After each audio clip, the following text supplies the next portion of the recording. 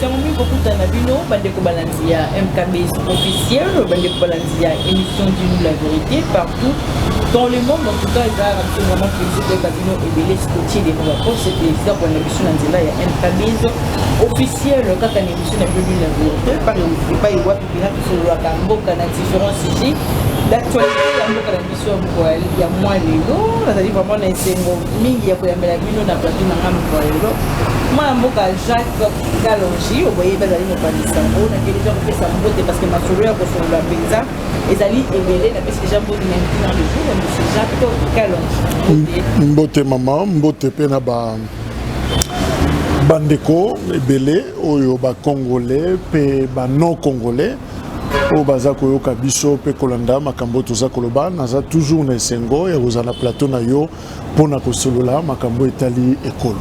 Très bien, Maramboka, Kinshasa, quand on est au bar, tu es là, Maramboza, le lopé sous Marambola, ils ont été des bouts pour la loi.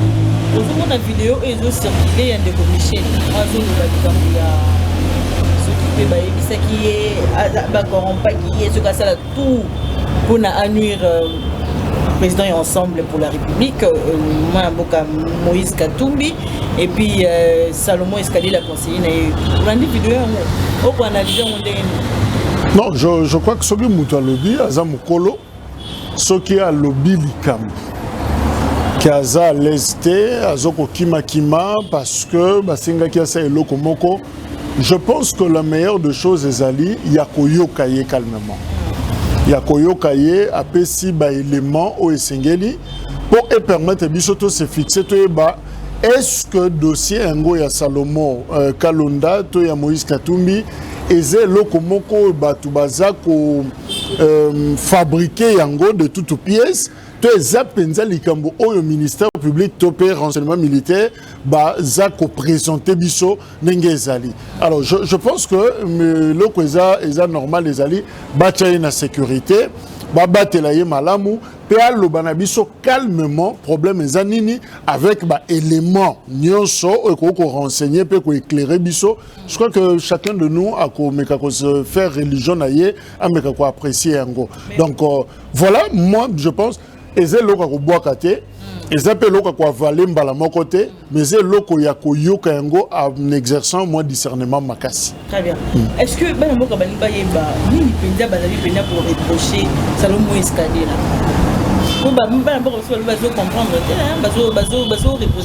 Mais la question au Moïse Katumbi moka posaki le premier jour quand ba jouer na aéroport Yanjili à lobby et loko nini na tweet na ye baza ko reprocher. Et vite après, c'était le point de presse, il y a conseiller juridique, il y a des MIAP. À lobby, clairement, plusieurs chefs d'accusation, et parmi les chefs d'accusation, on a atteinte à la sûreté, port d'armes,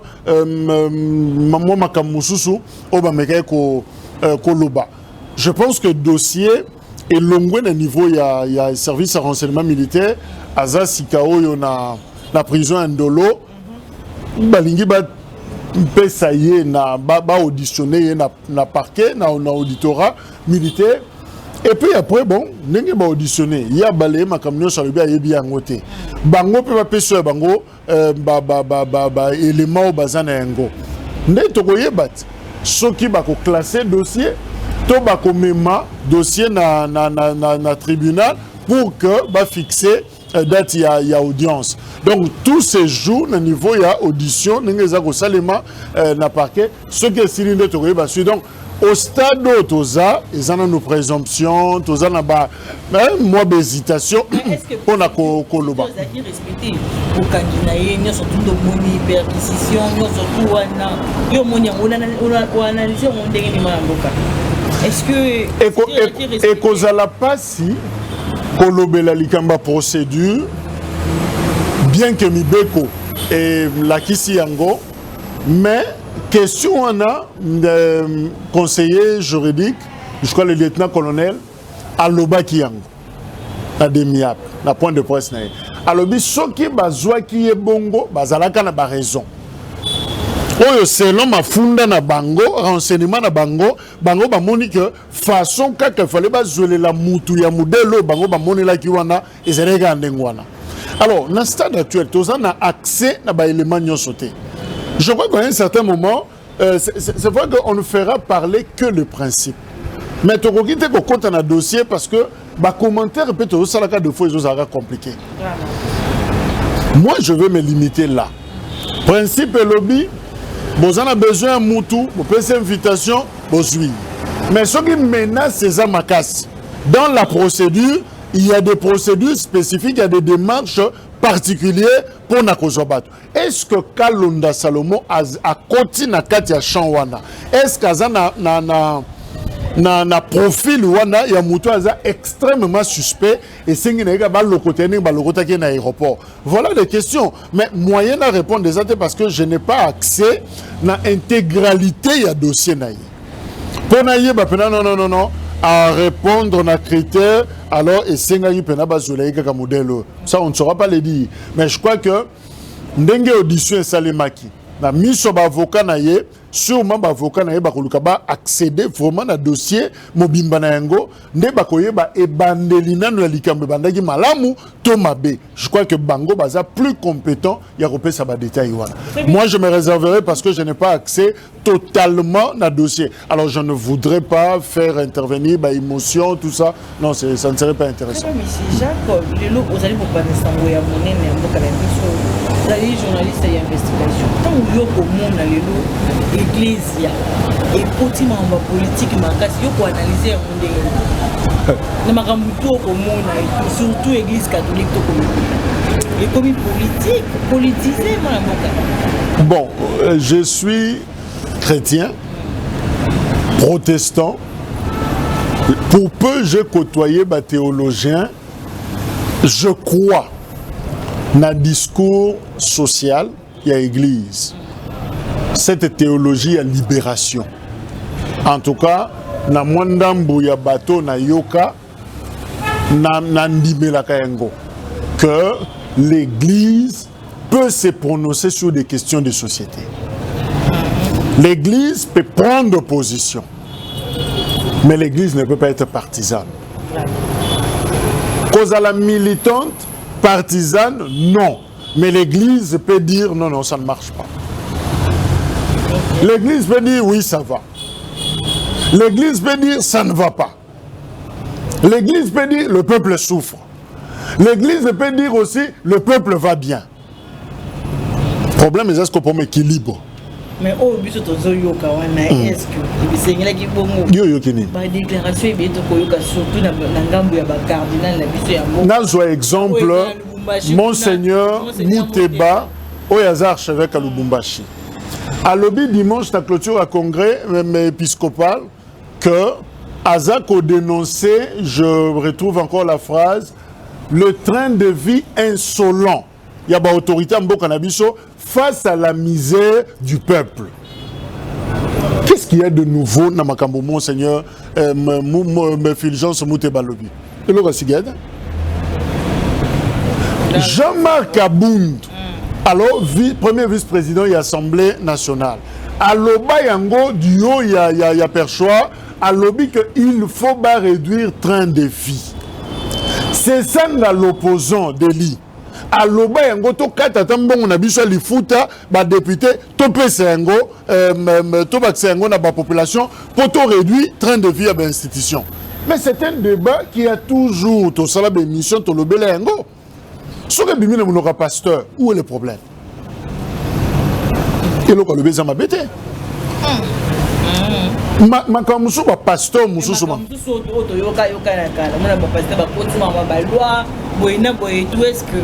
le problème est ça, et on a la façon qu'on présente le problème, façon qu'on tenir discours.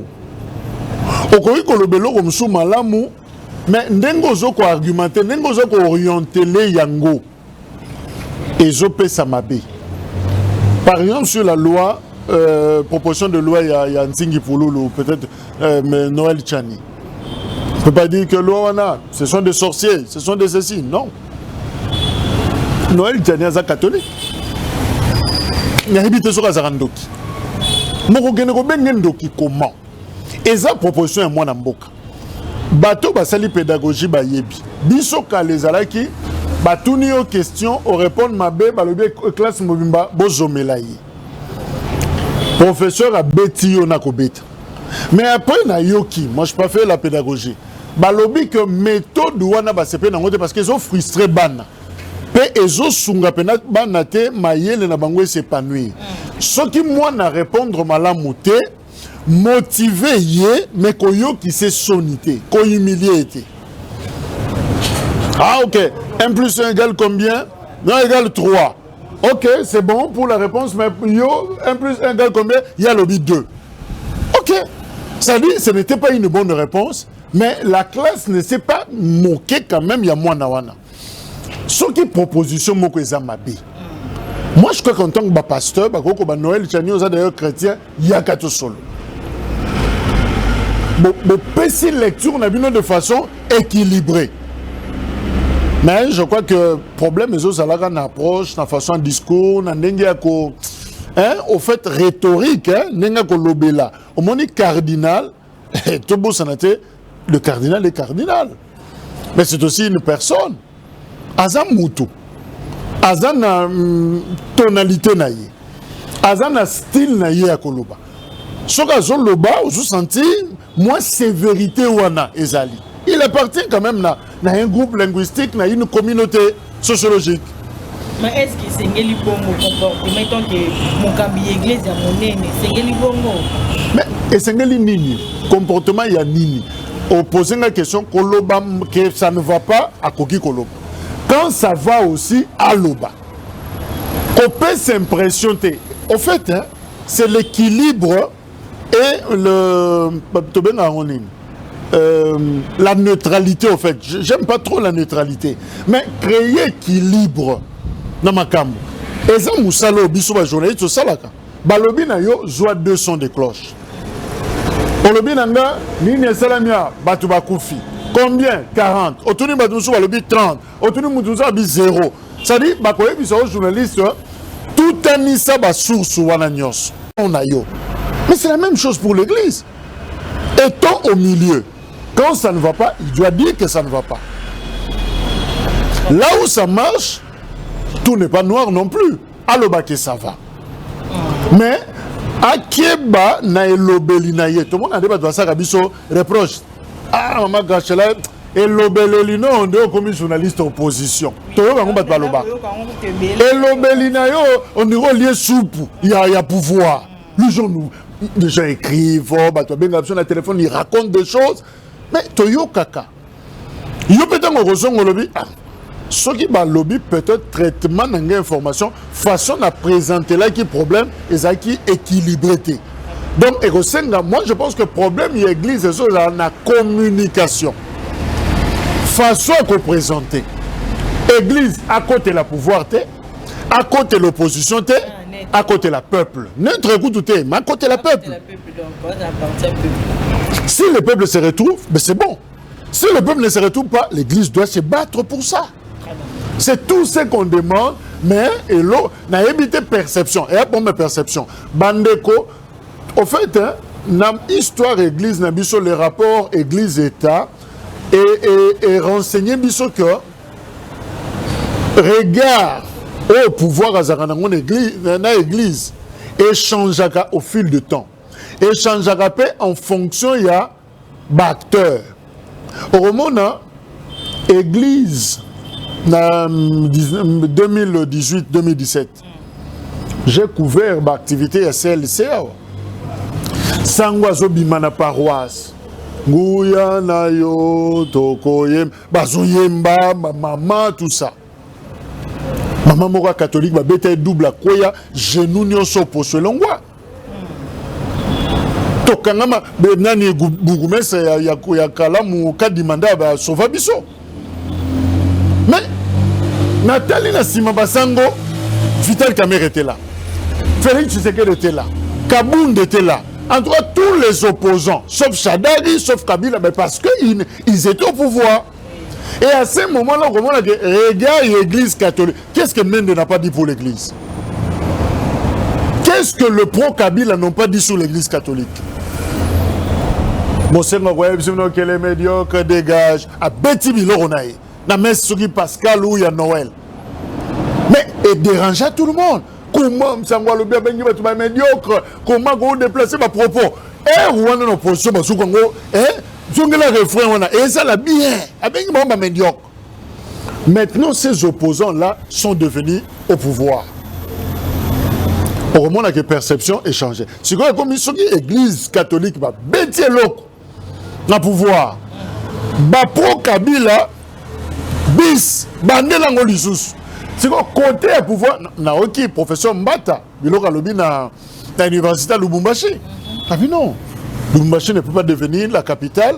Pratiquement il y a église bah critiquer le pouvoir, a interpellé d'ailleurs monseigneur Chibangu. Voilà. Donc maintenant, là, le discours église comme redéranger. Ceux qui étaient opposants hier. Il y a un lobby, ça n'aura jamais l'ICOPA n'a pas politicien. Oh. Ça n'a pas jamais l'ICOPA. Ce sont des vrais corbeaux. Non, des renards. Renards. Oui. Dans le flatteur. Oui. Ok. Politiciens sont mon kangami na. Na fromage. Ok. Hein? Ça dit, politiciens sont mon kangami yo. Il y a un fromage. Aïe de l'occasion, mon fromage est quoi ya ma. Tu n'es même plus important, ton téléphone il décroche plus, a besoin de yote, a reloukape yote, a besoin de yote. Même biso ba journaliste to viva kayango. Nous avons le pouvoir. Yo lembaye na appel. Mais une fois Yambanga. Mais dès qu'Akozolo Luka pan, ben tu n'es plus important. Ah non. Il y a comment Luka Al Jazeera, ça l'émission Al Jazeera ba yambaye na CNN. Ah c'est oh non, est-ce que yo ressent une interview en anglais? Mais yo to zara na yo wow. Ba question on doit poser zara en anglais. Les locaux Luka journaliste retourne ma question en anglais parce que tu n'es plus important. Bazandengwana de vrais renards. Quand l'église a comme contre le pouvoir, ceux qui sont dans l'opposition, bravo, c'est bon. Mais quand ils seront au pouvoir, la même église tient le même discours, la même dose. Ce qui est la moussi cardinal Mosengo. Le bien le bagi médiocre. Tu évites ce que la mouki a le banine. Alors, tu vois, donc, Yangoana église a kangamana ba politicien te. Atika la ka ko kangamana biso peuple. Comme ça, ceux qui les kamboza à côté la ka biso. Pour ba politicien ba ko sambisa bango. Yé so kande le que toucher d'intérêt ne a rappeler batuke a sombela yo sucré. A ko rappeler batuke a kabela yo jeep. A quoi rappeler que yenda pas la peinture na paroisse na bino. Alors pour éviter biloko wana ba s'accrocher na peuple, je crois qu'il y aura pas de problème. Chaque Kalonji, les membres du Conseil de sécurité des Nations Unies, baseni na ba groupes armés congolais va participer sans condition na ba processus ya Nairobi, na ba groupe étranger ba longa ba songa ba mboka ba mona mboka. Ba mboka ba bito c'est la nini. Est-ce que vous allez respecter to pendengeni? Tosi to yoka refrain wana. Et vous a respecté. C'est une réunion de plus. Une réunion inutile. Oh, réunion inutile. Ouais. Très bien. Ma réunion beaucoup plus sérieuse et salement. On a touché les sommets de la planète.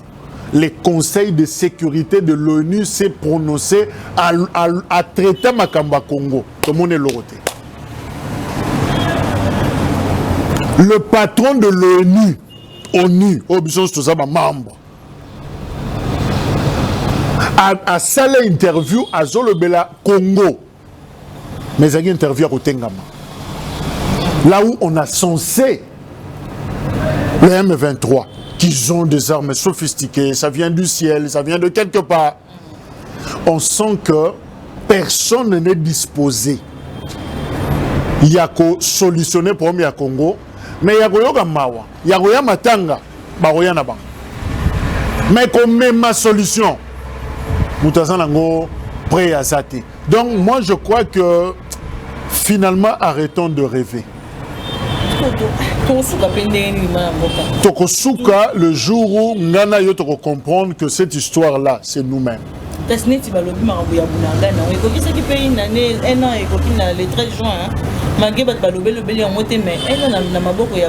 Et qu'a-t-on fait pour Nabunagana?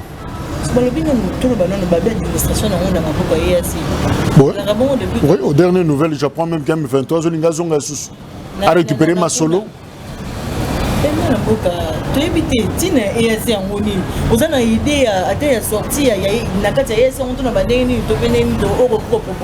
Mais je prends le bilan chef de l'État Yemoko, Félix Tshisekedi. Alors il y a commissaire M23 camarade naï. Bakoma ko tapoter, bakoma ko seka, bakoma ko solola, même il n'y a pas à comprendre. Ato bengi Félix Tshisekedi bossé une émission, akoyi bisoka kamakamanga na lobi, je répète, il y a le baki, il y a la clarté. Patrick Mouya, porte-parole à gouvernement. Alobi, bazomo n'a pas de clarté. Ministre des Affaires étrangères du Tundula. Alobi, ben, ça n'a pas évolué. C'est qu'on attendait d'eux, surtout en termes de mandat. C'est qu'on a dans le Ils sont plus qualifiés pour parler au nom du Congo.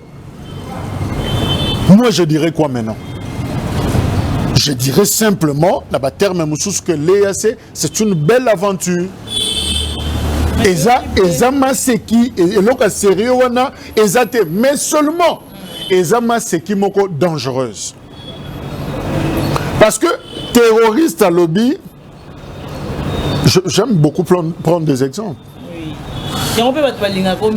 Ngana yibi yo montre batu nso bazolandanga montre muyibi ya montre OK nandimi ko zong sa montre mais la kozong selon côté. Nazo sa caméraman montre. Il y a un neutre. Mais Nazo s'appelle caméraman. Comme nam yo kate. O lequel y na butu o ko senge montre wana. Soko meki ngana kozonga na yo récupérer montre.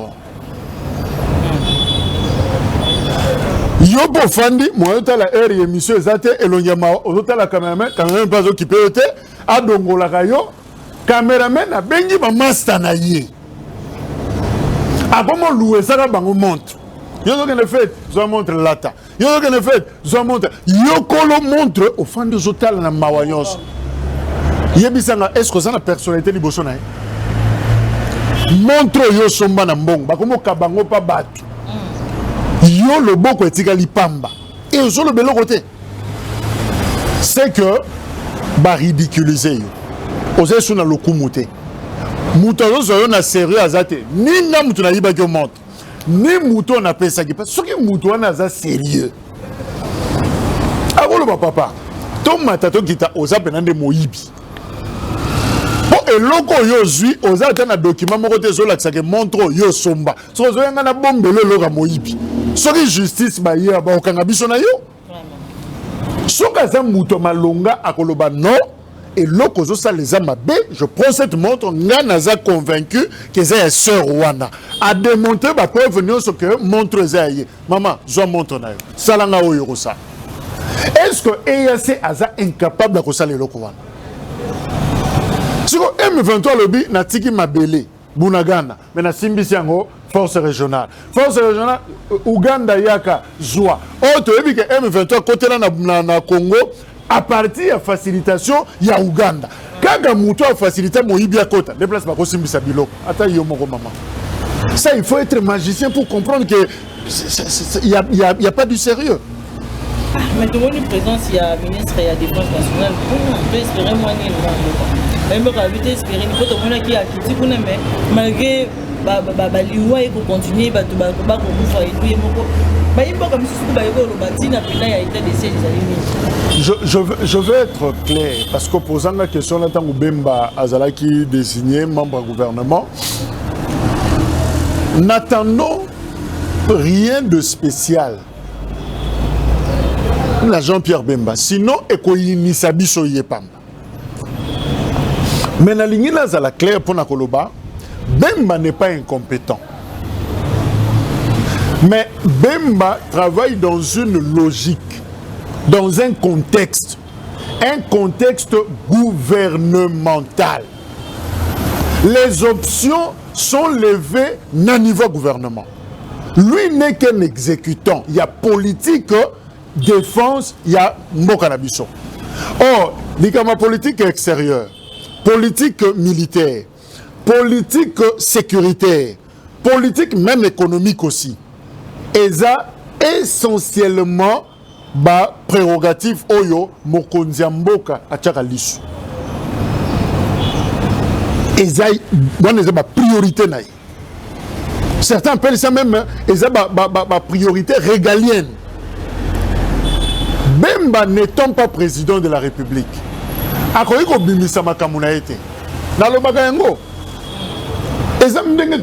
c'est ça au fait le problème. Donc, problème, il y a Bemba. Bemba est ministre de la Défense. La défense est une priorité gouvernementale. C'est un secteur, un domaine oyo, qu'on gérer gouvernement la président de la République. Il a l'œil sur question de défense. C'est-à-dire, Bemba exécute. Il y a Goma. Dans la logique, il y a vision, il y a chef de l'État, le commandant suprême, tout ça, Félix Tshisekedi. Mais que veut le commandant suprême pour que Bemba exécute? Que veut le commandant suprême pour que les armées, français n'abango, les impératif, réponse à vos ordres. Armée pour les aider la politique ou non, motion d'orientation. Motion. Mais quand même, avancer, ils arrivent dans le recrutement, il y a un problème, il y a finalité. Question sécuritaire, taux de défense en Bokanabiso, et ça, problème, il y a cheminement. C'est toute une politique de défense. La politique de défense, ils ont bandana recrutement, ressources. Quelles sont les ressources? Quels sont les matos logistiques? Et même le plan, l'intelligence militaire, on va plan sur le terrain pour affronter l'ennemi. Et ça, l'intelligence, c'est ça même renseignement militaire dans la carte. Donc, et ça, et là, comment faut mon ango, une globo na mobimba na yango. Bemba peut recruter. Mais, nanya foutara ba soda. Ya gogo benga, ba jeune boya, boko tamsa soda, ba kote. Nana ko fout. Poche na yé, tu es c'est le gouvernement. Et si le gouvernement n'est pas encore dans cette logique-là, tu as disponibilisé un bon côté pour le recrutement. Tu as disponibilisé un bon côté. Dans mon photo, je vais ajouter la mundu qui boye na lisu. Mais par contre, mundu qui ngwana, bote ka combien? Au $10. Il y a bengi botin de la $10. Balobi $10 exact pour na ko somba mundu qui on a pour yangonde ko régler problème. Yo kosan. Soko le bosso ma ngomba na loyenge na ndenge na yo. Mon ba question ba défense est compliqué. Ba ko ba yo ndire mulimo ya 98 zolanda yo. Mulimo 98. Ah, on ko so ngozonde la makama 98. Comment zo mi sombela ga ba biloko sensible boye minduki na ne. Non, ça me sonne sombi pona e debino. Non. Il faut que le gouvernement de assomba. Mais et si le gouvernement na lobby si soka sali yangote. Tu vois, na ligne na démontrer ba limite Oyo, ba ministre, membre du gouvernement, pas seulement Bemba, Bazana Yango. Tout est fonction d'abord, il y a la politique gouvernementale, politique publique. Oyo, Bakambi Bazana Yango sur le secteur Wana. Ce qui est clair, au moins, je vais ramener sur les Olympiques. N'a pas exemple, il y a un ministre, il y a industrie. Julien Paloukou. Bafani, le conseil des ministres, Jean-Lucien Boussa, ministre du commerce extérieur, le Bina Bango, dans rapport. Kembo Canabiso te dépense à près de, si je n'oublie pas, plus de 7 milliards de dollars pour importer. Biloko nyos sont confondus. Tous besoins confondus. 7 milliards de dépenses par an. Et notamment, secteur il y a automobile. Il y a en Afrique du Sud. À quelques sololana homme d'affaires, Morokuna Salagaba bus, Mituka. Je crois Bismarck, quelque chose comme ça.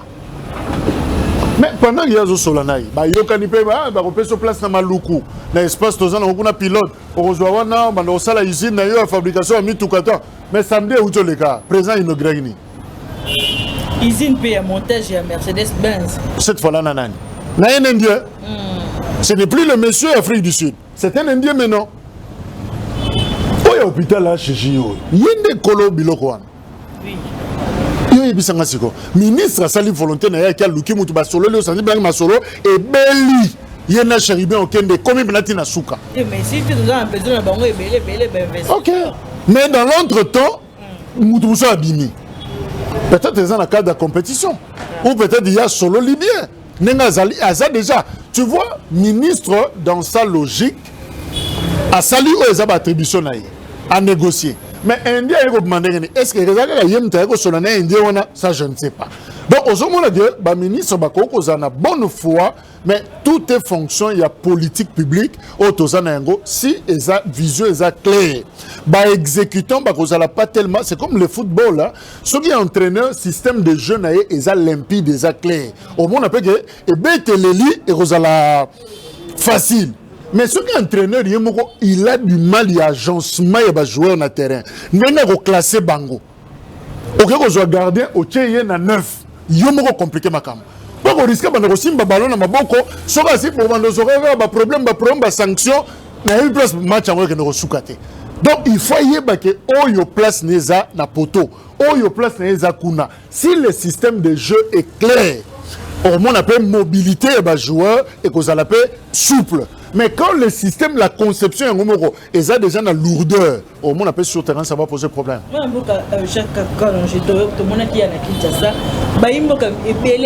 dessus, dans le comité de justice dessus. Ministre, madame Rose Mutombo, moi, mais surpris, au moins que. Avec qui sous reconduite la poste na ministère wana ya justice wana moka. Mais koyo ka lobby na forum de l'Alliance internationale anticorruption, il y a un groupe de la Banque mondiale je crois, a lobby était que agression rwandaise via M23 et zo sapé ba effort il y a chef de l'État contre la corruption. Ba mboka ba lobby on a contexte nini. Donc rapport ezali wa ndenge nini zo déstabiliser makambo ya est ou mener makambo ya justice. Je vais d'abord t'informer que Naïm a raté sur les instructions formelles que Moutounion soit un ministre, membre du gouvernement, en tout cas un responsable public. Naba speech naïm sur le discours naïm, salagnon soti na souka, kotsa komba président na kati. Vous comprenez? Bandé mission. Bande Gombo Tenabiso, nous avons l'émission sous l'impulsion du chef de l'État. Tant pour aussi dire ça, je vous remercie sous l'impulsion du chef de l'État. Il faut être cotiser à temps et à contre-temps. La namine est sur mon nom. Et au fond de votre papier à Liboso, nous avons dit que nous avons dit que nous avons dit l'hôpital, la gynécologie, nous avons dit que le président de la République, Félix Antoine Tshisekedi Tshilombo. Est-ce qu'un air de service de sécurité, tout le monde, ça l'exercice. Yoka ministre quand il parle, sa présidente na carte, président Kokota. Si comme il y a un agencement, Bossali texte.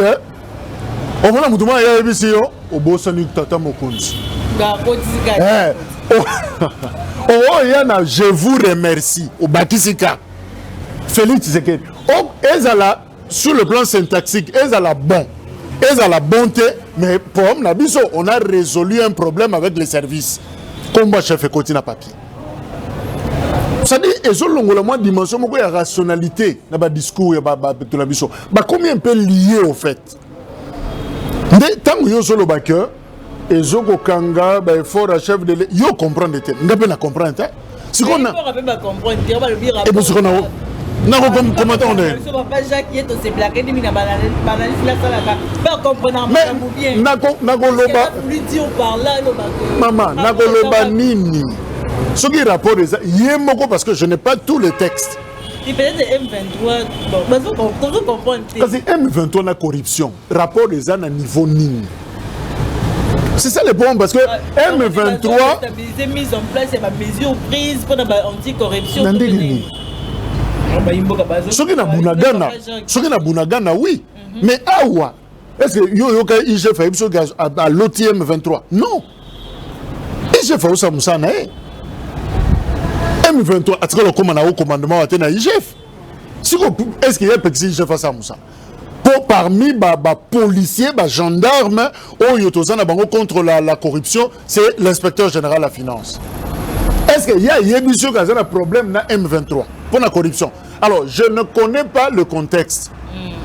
Le ministre Liga Galoba, texte na mon discours na yebité au fait idée ezalaki nini pe na phrase on a banga baloba nini je me réserve mais seulement constat pe na sali bazo kotisaka ko la Bible nde bapekisa kotanga koma nzambe pamba te mais en politique congolaise tanga koma présent pamba c'est important pour na landaka pe ba chaîne ya mboka msusu ezera au nom de tosali biloko boye tosalango sous l'impulsion de président de la République Joe Biden tosalango sous l'impulsion de Macron non un ministre français il y a lobby makamnaye sila bimiaki mais il reconnaît qu'il est ministre de Macron donc il y a un problème il y a style politique il y a chaque mboka au moni biloko wana Tobandango depuis maréchal, où on voyait les maréchals partout. Même quand il dort, bisous tout le monde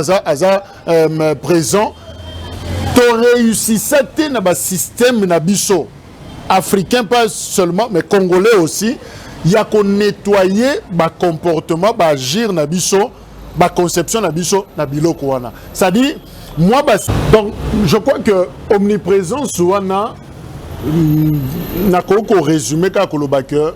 Et ça, il y a deuxième république, même la construction de texte, même la OZRT, RTNC, Lelo, même la façon de présenter les choses, c'est pas très différent de la OZRT de l'époque sous Mobutu. Même l'écriture, il y a papier, comme aussi, non, ajoute cette phrase. Et ça, la moi bien à ma service, Rolanda. On ne sert plus, la communauté ne sert plus les téléspectateurs, mais on sert des services.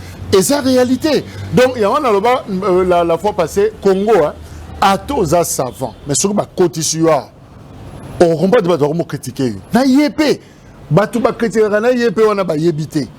il y a Moulim Mobimba, il y a tout un système, il y a des jeunes qui sont dans la TV. Et ce sont des gens qui avant Banda, à l'obino, nazo pesa na mbote na autorité morale ya parti na biso président na biso est-ce qu'il y a biso pesa mbote mais avant il y a na plateau ba kutana ki na président mbote ngo pesa on combien de fois o pesa ye ya liboko siko ngo pesa ye ya te moi mboka te le ballon de sécurité ya mboka to moni na stade ya ba présenter plus de 1237 kuluna mais idée au ministre ya intérieur à Zupenda ici bon bino boke suka nyamaka c'était fumba kende angenga to mouvement ya mboka oyambi ya ndenge. Non mais c'est une bonne chose. Parce que quand on aimerait c'est bando peut ça bon là c'est tout passé mais pour moi on a déjà ici bon bino boke. Non, c'est une bonne chose. Il y a qu'au dénicher bakuluna mais c'est aussi une meilleure chose. Il y a qu'aux alana une politique claire. Sur gestion, il y a ces phénomènes Kouloun. C'est un phénomène. Et Zubiso Baton, Nicole Belé. Alors, les Kamboso et comme Oumela, on a précédé, beau fan. Beau joie pensa tant il y a qu'à réfléchir. Na moni image le Bakouloun va faire un petit bangon à scène. Mon kazo son moninga manzak, mousous azo seka. Moussousou, ministre Azoloba, Yepa Azoloba. On a senti même la peur du gendarme, que Banga est allé souster. On comprend. Moi, ceux qui ont éduqué moi, il faut s'adapter. Donc, moi, au EBC, quand les aguis sont balés, quand les embêtes, quand les aguis compliqué dans la chambre. Mais les gens qui et comme ndaku ozomona spliteza mwana oyi bape Android maman à côté na on sambet ça dit à perdre l'oroté ba la dessin animé na salon na yem taza na sambet na Android maman mazutala na ye où est la différence donc mbeto mikolo yo eza mieux que mbeto biso de bekala TV za moko chaîne moko so ba longolo na salon ba kotio téléphone les arrêté. C'est-à-dire que tout le monde a moulili, beaucoup de côté là compliqué. Mais oh ya siko yo, tout le monde a makambo ça bien. Moi, ça dit il faut que tu aies la paix sanction. Bon adapter yango. Parce que ma beso que l'été créé alors moi résistance. Même il y a microbe. Mon azoto c'est sous qui si wanate. Traitement ne se répond juste. ok pas médecin à quoi adapter yo à quoi tirer traitement à quoi soumettre na traitement moko oyo et quoi attaquer malam c'est la même chose. Mais est-ce que dans le comité d'enlèvement mesure oyo général qu'à son qui il y a baquet tu vas long la vitre la marron fumé ba longo la et tout ba vitre ça c'est ba passer marron 2 jours et déjà ba pour respecter plus de 5 personnes ba yebisinga ba connaître pour mon enlèvement. Mais mi tout canyon sur enlever bango ezaki tentete. OK. Oh. Bazo pas lever. Il y a zo mona batwa, bazo mona. Mais akei. Si comme moto ba enlever na moto. Moto a changé vitre ni. Ba enlever na moto. Yo comme ça ba tenter moto. En fait, le problème n'est même pas là. Prenons des mesures, pas conjoncturelles, mais des mesures structurelles. C'est très important. Mesures conjoncturelles, les gars, il y a vite fait. Hein, tout ça, la GAC. Mais, mesures structurelles, les mesures, il y a mis ça. C'est-à-dire éthically. Et zo bongo la likamuna nenga 4 phénomène kuluna et créer résistance, phénomène yaba enlèvement et créer résistance, phénomène mobondo yangoana et fandi to banda omona oma seki teke yaka ezo kende lelo fandi lelo et kompena likamwe fandi penza. Alors tous ont l'habitude ya ko sala makamliko likolote et c'est ça la faiblesse ya l'état congolais to le kaka makambo to memamina na buluo moko ba buluo yango mokuna ezana problème bakashoni sur province wana eza compliqué. Les quelques provinces on a visité soko moni ba prison centrale na bango eza mawa muta prison azopesa bino mbote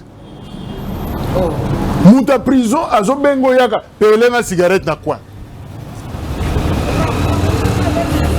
na so bete comme prison ngo oh ben prison break so prison film moto talawa ce qui nazo comprendre nous ta prison terima zo tuna qu'est-ce qui se passe embouteillage yo za na prison embouteillage libanda etalio nani ozo mona que il y a un problème na mboka na biso même continue bango na boulot mais boulot ngo nanu yango moko eza na état nini bango balobi oba combien de kuluna 1237. Mais il y a un problème sur population na makala.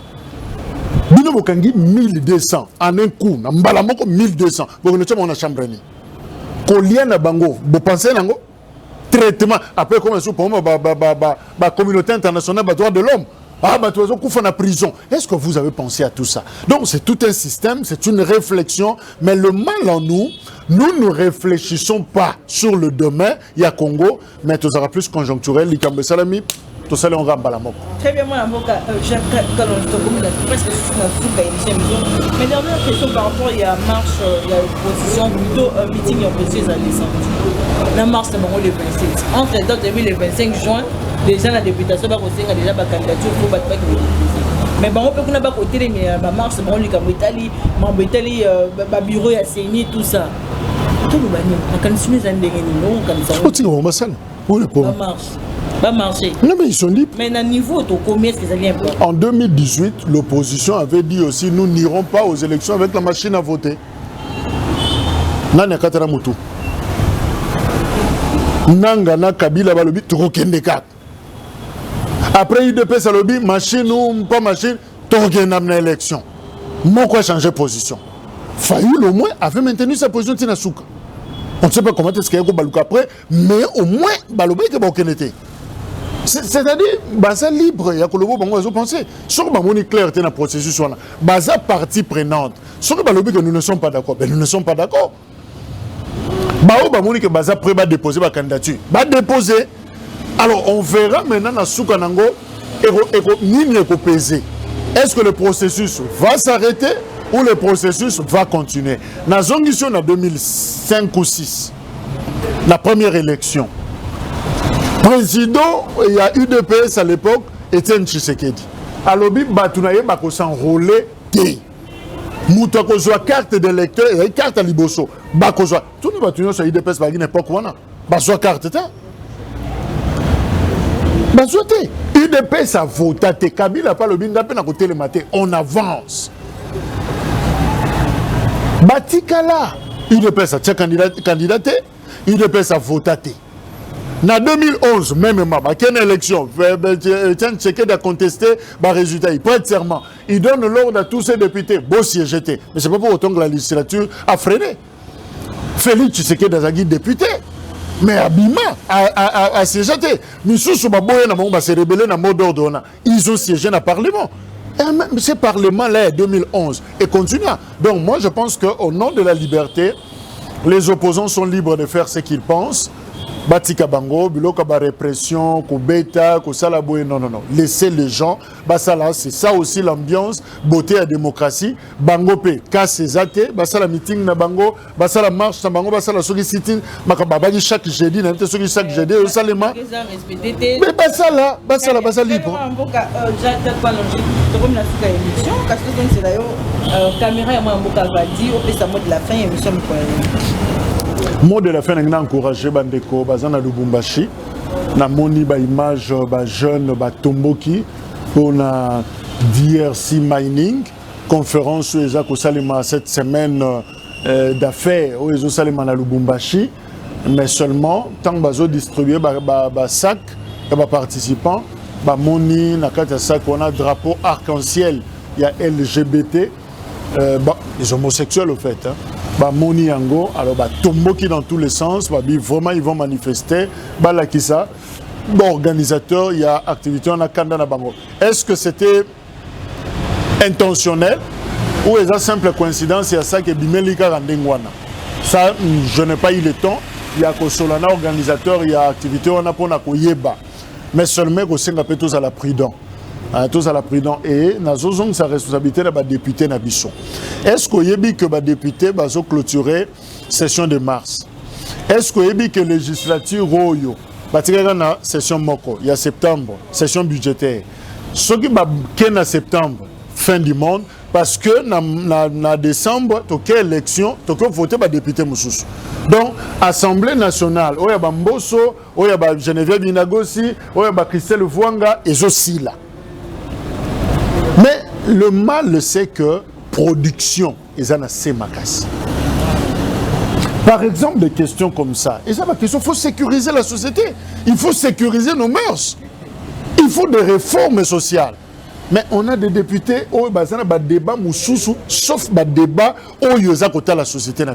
Il y a encouragé vigilance, il y a des jeunes qui ont interpellé les gens qui ont anticipé ma camp. Parce que na Suède, meka qui ba commis sa sexualité ou sexe, ba commis sa sport. Championnat pena il y a sexe. Na kata stade de Marty, ba tubaye, ba yotala basket, ba yotala football, ba yotala oyozoye ba wana. Alors dis-toi, qu'est-ce qui va se passer? Biso to zarabi copier. Celui to copier ngo to yenango et si to baby biso nyos. Pourtant to côté stade au salma na championnat wana, je sais même pas comment ça va se passer. Donc sécurisons nos mœurs, sécurisons notre société et voilà, merci et le ronanga na lobango wana. Très bien, Maton Doming na yo piment na mboka Jacques Takon na lingi vraiment au répondre na loka na biso mkwalelo. Merci na bino. Merci. Pour la qui est belé volonté biso na ndela ya émission dis-nous la vérité. Merci na yo na mboka Valdi aux hommes na ma caméra. Très prochainement, ce que je suis Christo à